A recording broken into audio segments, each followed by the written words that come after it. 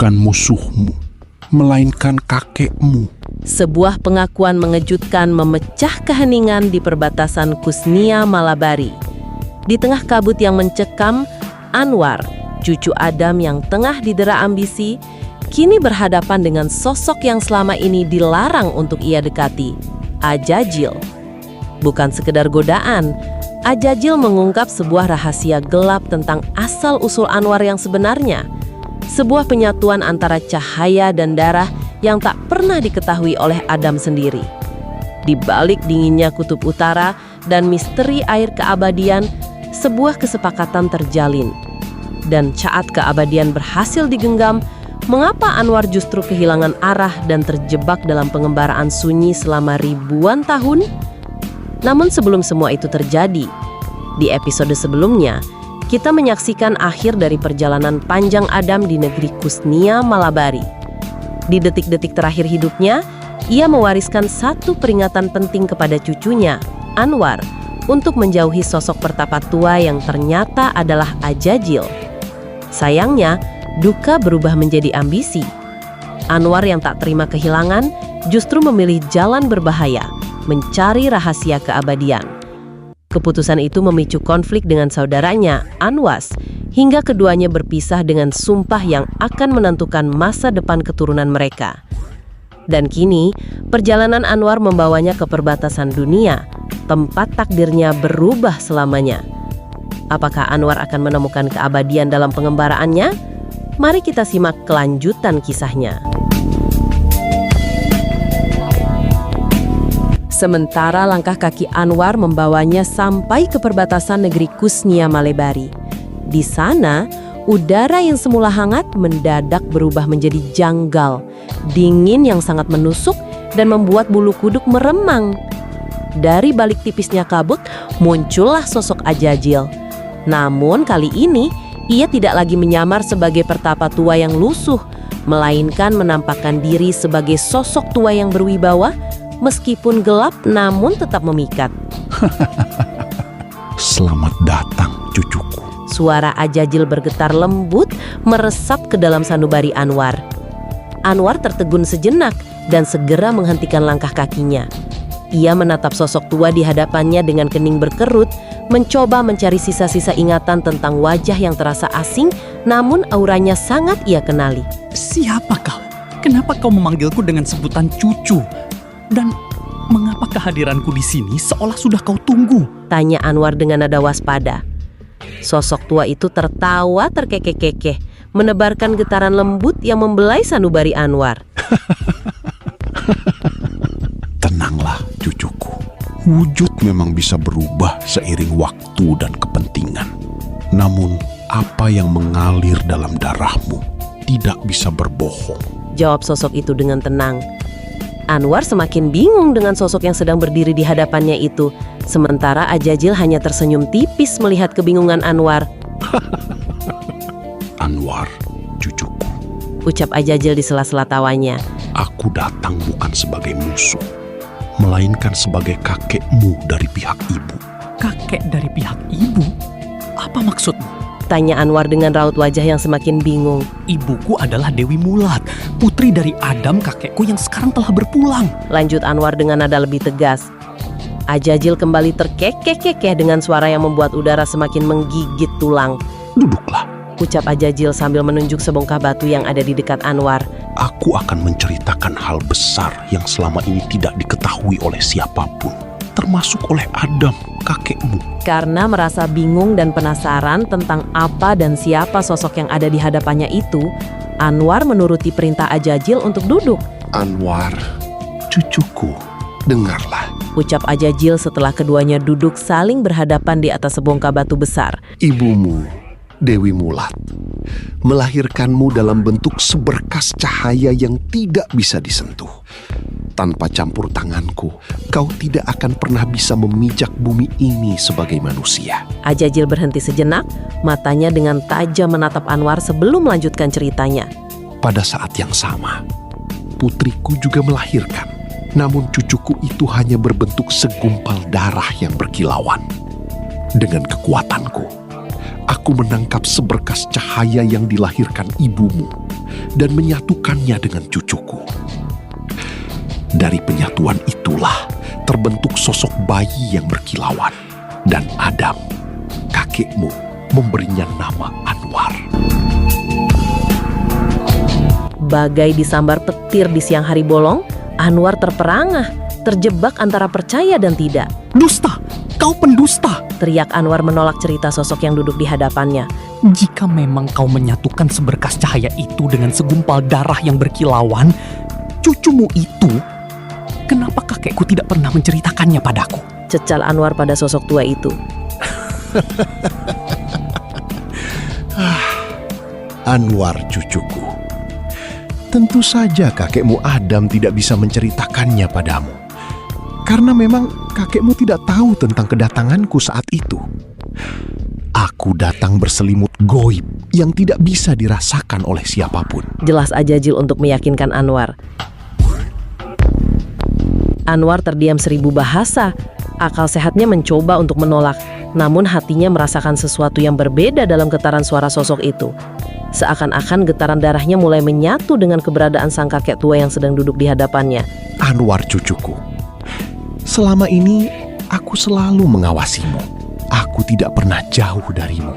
Ketahuilah Anwar, akulah pertapa tua di hutan Ambalah yang selama ini menjadi gurumu. Ucap Ajajil meneruskan ceritanya.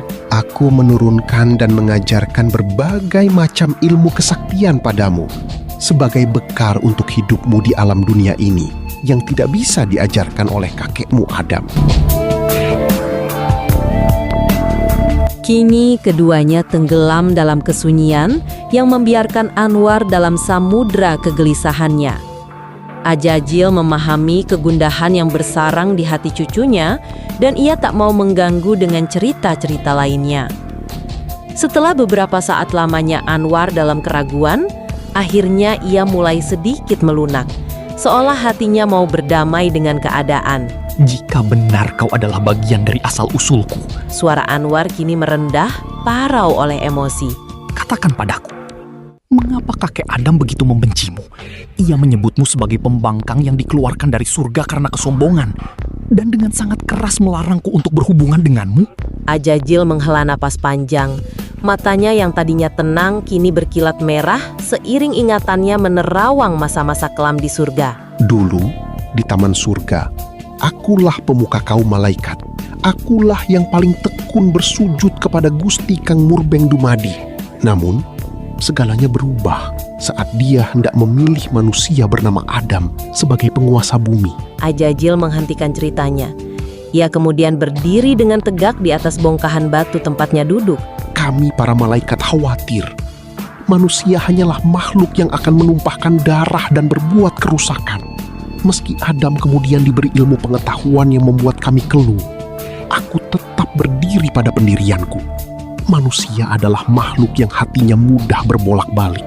Semua malaikat menghormat pada Adam atas perintah Gusti Kang Murbeng Dumadi, kecuali aku. Kejujuranku itulah yang menjadi penyebab aku menolak perintahnya untuk menghormat pada Adam. Dan akhirnya, aku terusir. Jelas Ajajil dengan nada berapi-api. Anwar diam mencerna setiap kata dari cerita Ajajil. Kali ini logika Ajajil terasa masuk akal baginya.